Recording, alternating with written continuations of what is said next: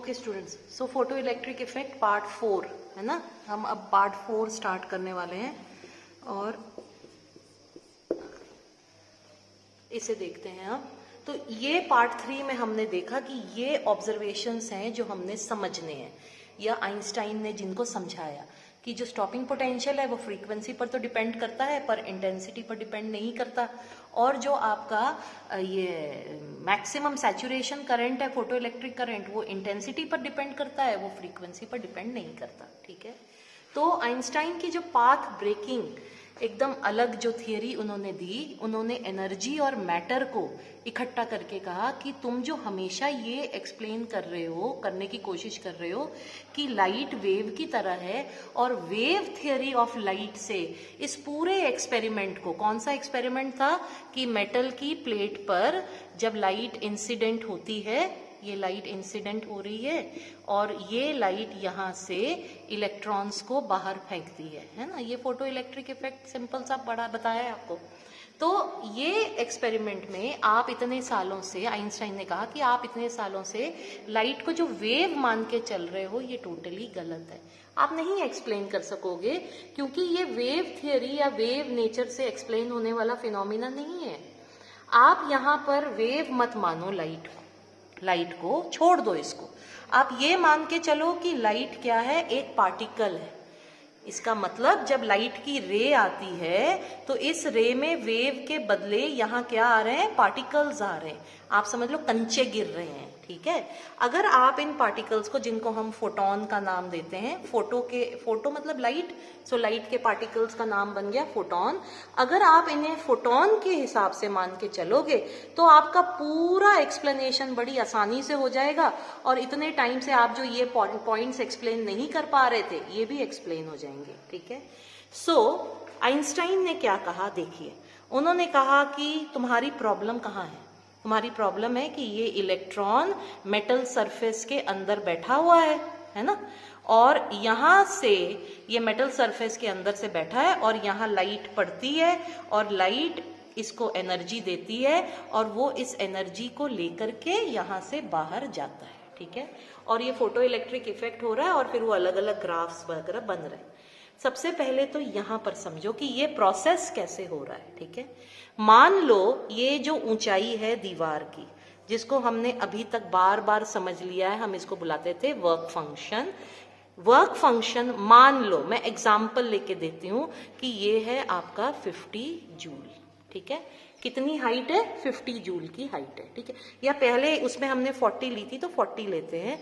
यहाँ इसके पास 10 जूल थी और यहाँ पर पहुंचने के लिए उसको 50 जूल चाहिए थी, तो ये 40 जूल की ऊंचाई थी इस दीवार की। ठीक है, यहां से फोटोन आया, फोटोन यानी कि कंचा आया, और उस कंचे ने इस इलेक्ट्रॉन को हिट किया। जब ये कंचा इस इलेक्ट्रॉन को, फोटोन इस इलेक्ट्रॉन को हिट करेगा तो अपनी सारी की सारी एनर्जी वो इसको ट्रांसफर कर देता है, सारी एनर्जी वो इसे दे देगा। ठीक है, अब अगर इस फोटोन के पास 30 जूल की एनर्जी है, एग्जाम्पल मान के चलो कि इस फोटोन के पास कितनी एनर्जी है, 30 जूल की एनर्जी है, तो वो इस इलेक्ट्रॉन को कितनी एनर्जी दे रहा है, 30 जूल। ये इलेक्ट्रॉन 30 जूल की एनर्जी लेकर के क्या ये दीवार क्रॉस कर सकता है? जिस दीवार को क्रॉस करने की शर्त ही लगा दी है कितनी, कम से कम 40 जूल की। ठीक है, नहीं हो सकेगा ना, बिल्कुल। सो ये फोटोन हालांकि इसको हिट करता है, लेकिन हिट करने के बावजूद, इसको अपनी सारी एनर्जी देने के बावजूद इतनी एनर्जी नहीं इस इलेक्ट्रॉन के पास आती है कि ये इस दीवार को क्रॉस कर जाए। ठीक है, अब आप में से कईयों के दिमाग में आएगा कि कोई बात नहीं, एक फोटोन नहीं तो एक और फोटोन इसके साथ हिट करे और दूसरा फोटोन 30 और 30 मिलाकर के 60 हो जाएगा, तो ये गलत है। आइंस्टाइन ने सबसे पहले का जो सबसे पहला रूल बनाया, सबसे पहला रूल तो ये बनाया ना कि लाइट को आप पार्टिकल मान के चलो, यानी फोटॉन्स मान के चलो। ठीक है, और दूसरा रूल उन्होंने ये बोला 1:1 कोलिजन। 1:1 कोलिजन का मतलब एक फोटोन सिर्फ एक इलेक्ट्रॉन को ही हिट करेगा।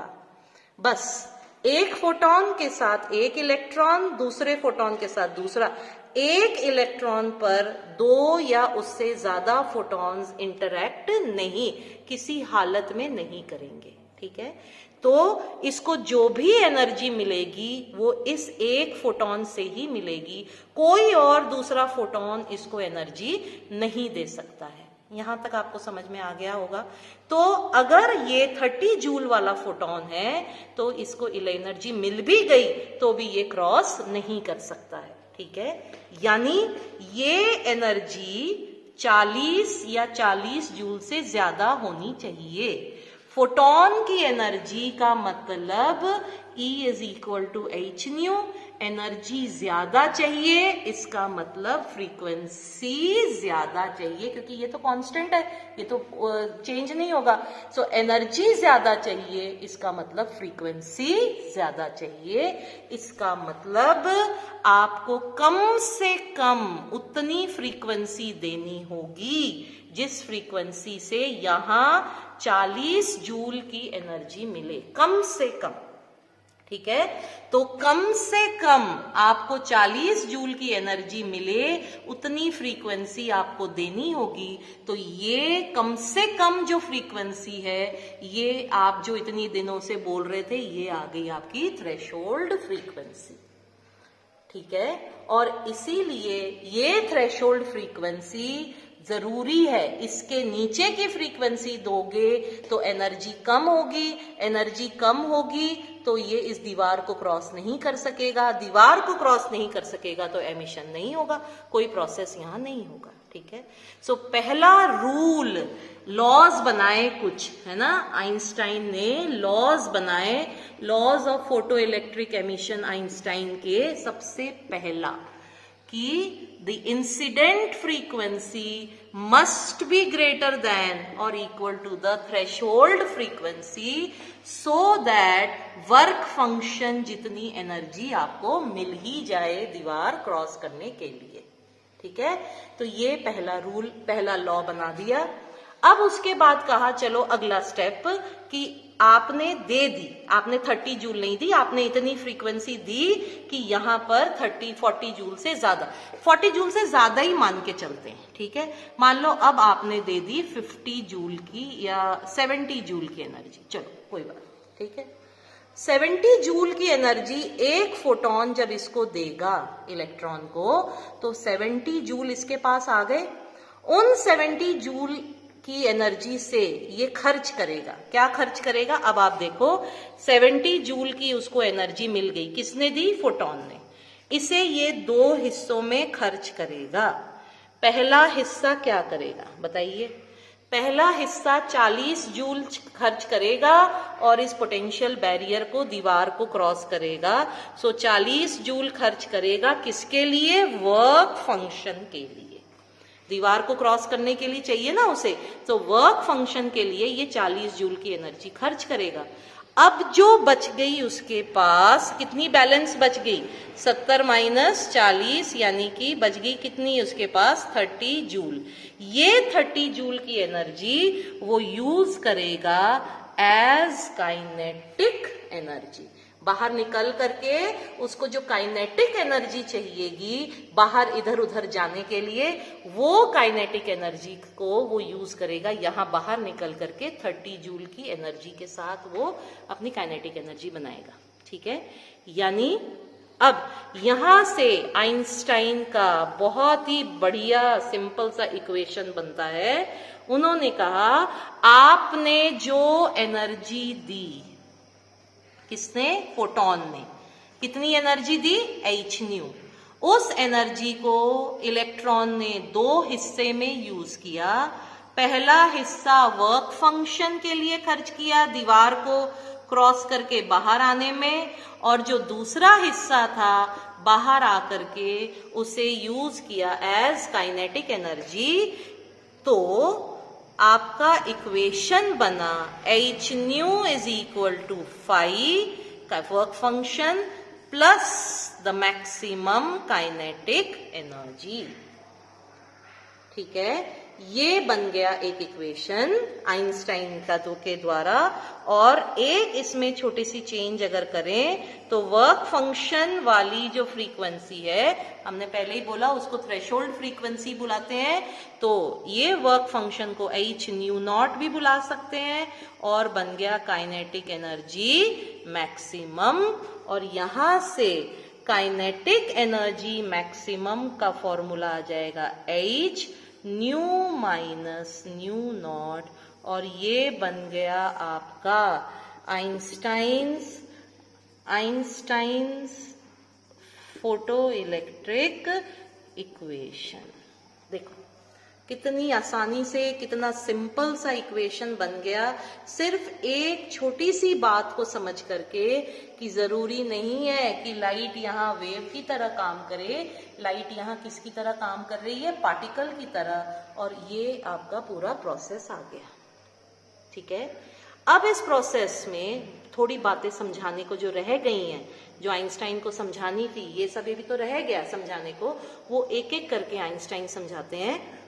तो अब सेकंड पॉइंट ये वाला लेते हैं, इंटेंसिटी वाला। ठीक है, तो आइंस्टाइन ने कहा सबसे पहले तो ये बताओ कि इंटेंसिटी का मतलब क्या होता है। इंटेंसिटी का मतलब क्या है? इंटेंसिटी ऑफ लाइट का मतलब क्या है? तो इंटेंसिटी ऑफ लाइट का मतलब आएगा, है ना, इसका मतलब है number of photons per second. जो इंसिडेंट लाइट में number of photons per second इस मेटल सरफेस को स्ट्राइक करेंगे, एक सेकेंड में कितने फोटॉन्स यहां स्ट्राइक करेंगे, वो है लाइट की इंटेंसिटी। ठीक है, आइंस्टाइन ने कहा देखो याद करो, मैंने आपको अभी थोड़ी देर पहले बताया था कि 1:1 कोलिजन होगा, यानी एक फोटॉन और सिर्फ एक ही इलेक्ट्रॉन कोलाइड करेंगे। तो इसका मतलब जितने फोटॉन्स आएंगे उतने ही इलेक्ट्रॉन्स एमिट होंगे। So this will be equal to number of electrons per second, because 1:1 collision हो रहा है।